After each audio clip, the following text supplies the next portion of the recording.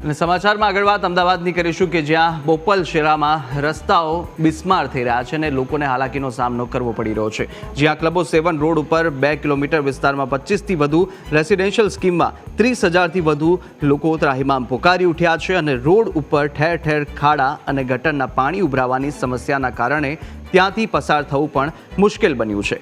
રાત્રે સ્ટ્રીટ લાઇટો પણ બંધ હોવાના કારણે રોડ ઉપરથી પસાર થવું જોખમી બની રહ્યું છે। ત્યારે સ્થાનિકોએ અંગે રજૂઆતો કરી છે પણ સમસ્યાનો ઉકેલ હજુ સુધી આવ્યો નથી અને શેલા વિસ્તારમાં વર્ષની નહીં પરંતુ છેલ્લા 5 વર્ષથી અહીંના સ્થાનિકો ચોમાસામાં ગટરના પાણી તેમજ ખાડામાંથી પસાર થવા માટે મજબૂર બન્યા છે।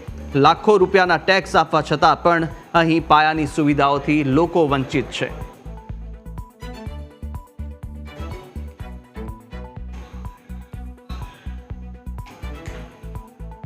35 લાખ રૂપિયાની હોમ લોન લઈને મકાન લીધું છે। 60 લાખ રૂપિયાનું, એમાં 15 લાખ રૂપિયા સરકારને ચૂકવ્યા છે। બરોબર છે। આ કોઈ રસ્તે રજડતા ભિખારી નથી કે ફેસિલિટી માગી રહ્યા છે, ઘર માગી રહ્યા છે। 15-20 લાખ રૂપિયા સરકારને એડવાન્સમાં ચૂકવી દીધા છે। ફેસિલિટી મળે એટલા માટે દૂર વિસ્તારમાં આવ્યા છે કે ભાઈ સારું વેલ ડેવલપ આપણને ટીપી પ્લાનિંગ મળે એના માટે અહીંયા આવ્યા છે।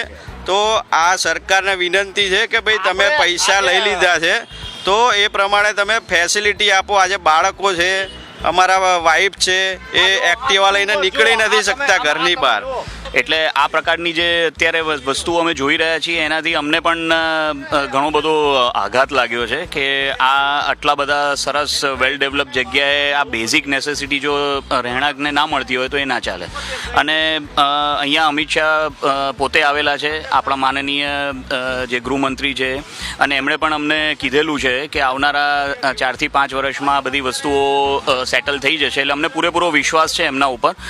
એટલે આ અમને પણ ખ્યાલ આવે છે કે ભાઈ આ બધું આ લોકોને આટલી કોમન સેન્સ નહીં હોય, પણ આ કોમન સેન્સ નહીં, આ ભ્રષ્ટાચાર છે કે એક રોડ બનાવે છે એની પાછળ જે ખર્ચો કરે છે અને એ પાછો તૂટી જાય છે અને ફરી પાછો બનાવે છે અને ફરી રીસર્ફેસિંગ કરે છે।